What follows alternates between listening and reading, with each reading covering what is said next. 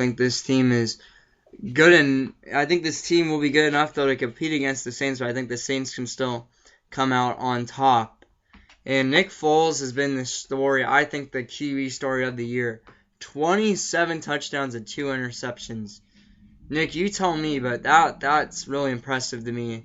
I mean, no Joe Montana numbers. I mean, Tom Brady couldn't even do that. That is so impressive, but in this game, you expect the Saints to rack up the scoreboard early and often. This may be the shootout of the weekend between the Saints and the Eagles. And at the end of the day, I believe that if it does indeed come to a battle between Foles and Breeze, I think we can all agree that the jury has not been set on Nick Foles. However, I think we all know exactly how capable Drew Brees is of scoring no matter where he is.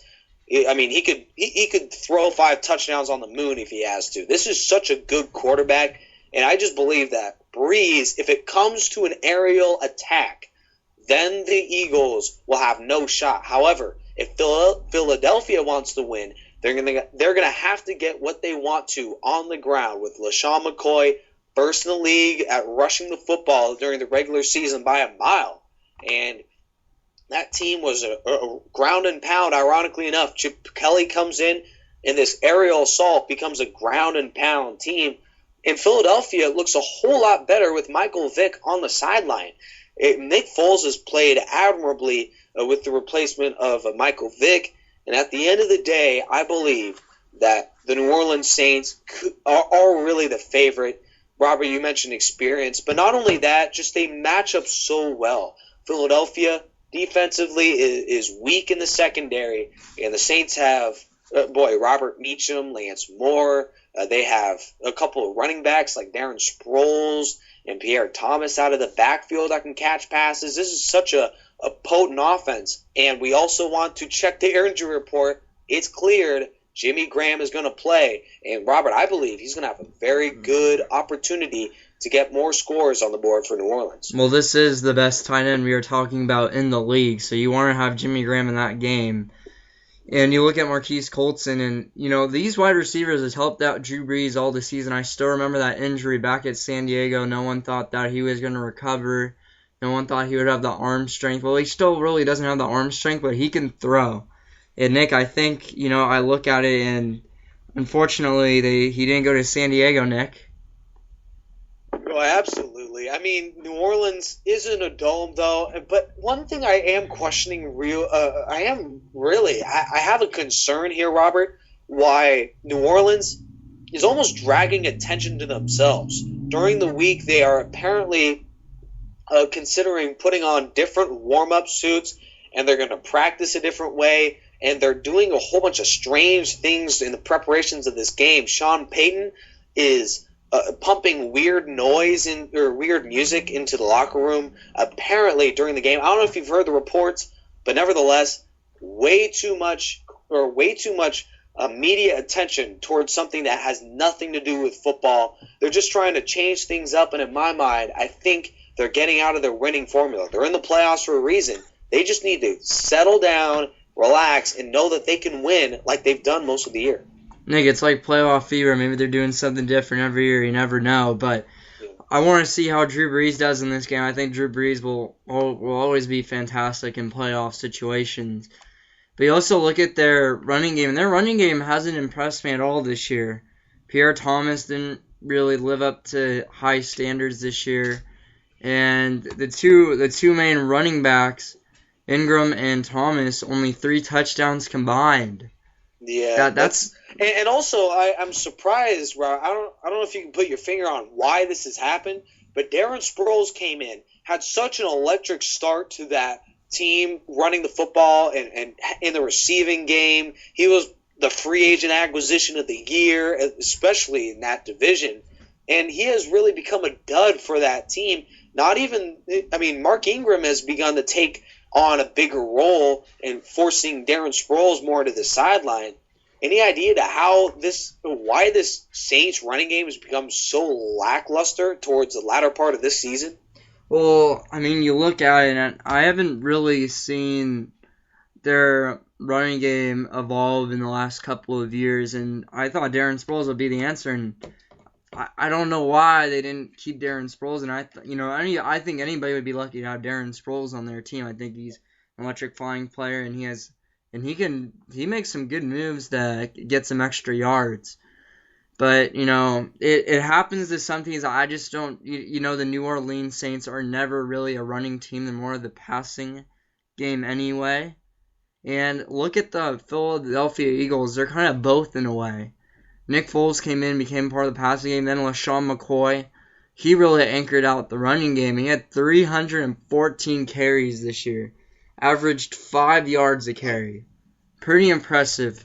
Yeah, for obviously, LaShawn McCoy. Difference, contrasting offensive approach, running the football for the Eagles, passing for the Saints.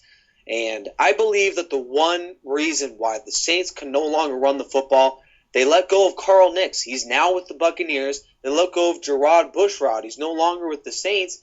And that just, to me, free agency has enveloped this team from being a run first to a run second, even a run third team. They go to so many screens and other deep passes that they just never resort to the run like we saw in the past. And another team that really doesn't elect to run the ball that much are the Indianapolis Colts. They brought in Trent Richardson, supposedly the savior for a team that was so limited on the ground. However, he has become a dud in his first year and has been more of a problem than an answer. Can you put your finger, putting you on the spot here, Robert, but why this Indianapolis running game has become so poor, especially now that Trent Richardson is in that lineup? You expected an improved running game. Instead, he has found more of the opposing defenders than his own end zone. I didn't really think that Brown was their savior because I didn't like how people thought that, going to Trent Richardson was going to help them out. No, not at all. Trent Richardson was, I want to say this, but an average running back. He wasn't the best. He wasn't horrible. He was just an average guy. And I didn't like a lot of people putting a lot of fame on him because I didn't think that he was going to be a savior at all to the Colts. I think the one game he had against the Niners was all right, but I didn't really see him have any other, he didn't have like a great game at all. But this is one of these teams, as I said before, they're like the Saints. They're not much of a running game team. As look at Kansas City. They had everything working just like the Eagles did. Alex Smith, 23 touchdowns, 7 interceptions. Jamal Charles, 259 carries, averaged 5 yards a carry. That's pretty impressive for the running game.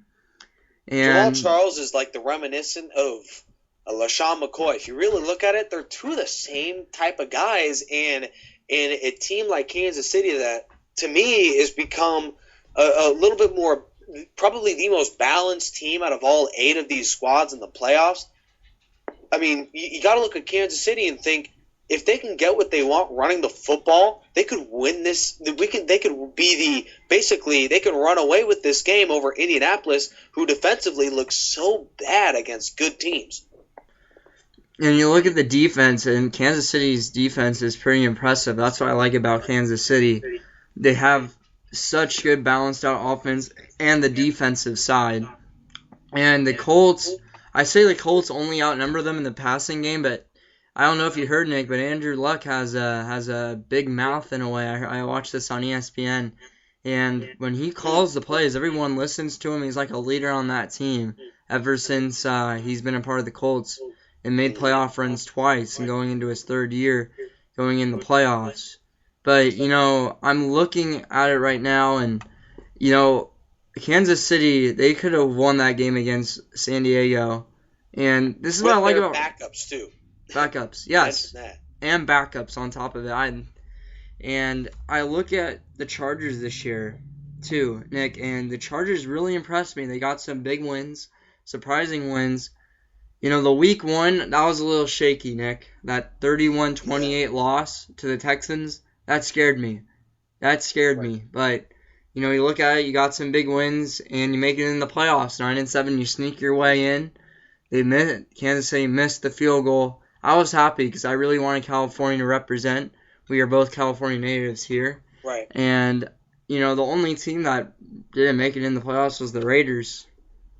And Yeah. I don't know. We'll see Well, they about weren't the even Raiders. all that close, were they? No, not at all. 4-12 again under Dennis Allen isn't fun to have. But I look at the playoff matchups and I want to do some score predictions. I know. Yeah. Let's see. All right, Let's so get that let's go. music cueing though, Robert. Do you still have it? Yeah, let's go. Okay. All right, let's do this, okay?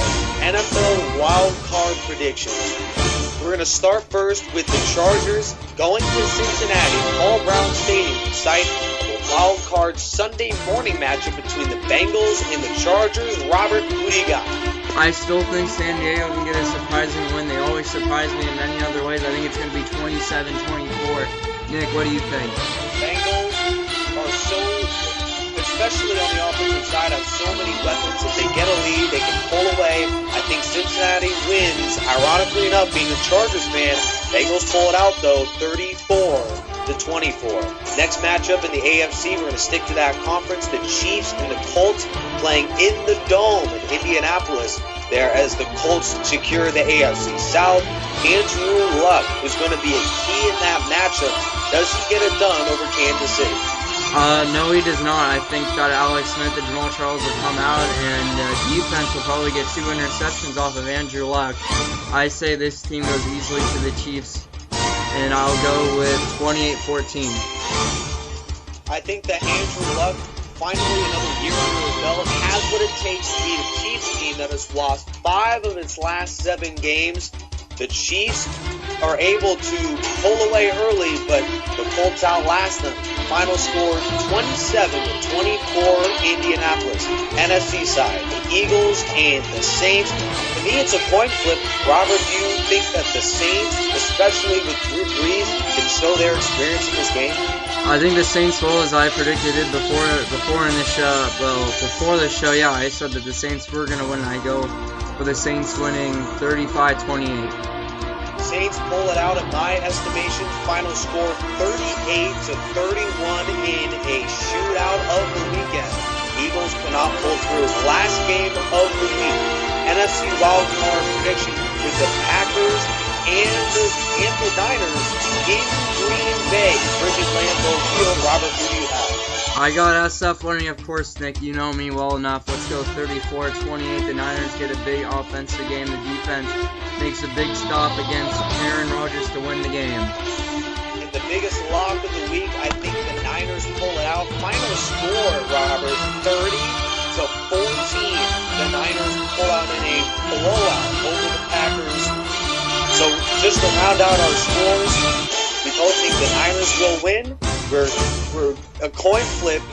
Robert has the Bengals. I have the Chargers.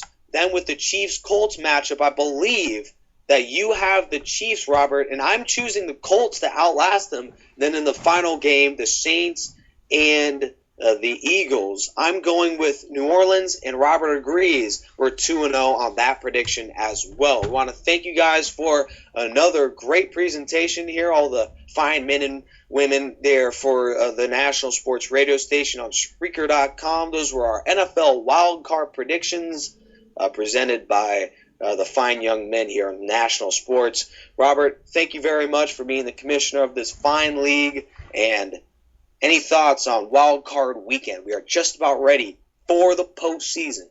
I just can't wait until Saturday, Sunday, watch some football, and to prove you wrong, Nick.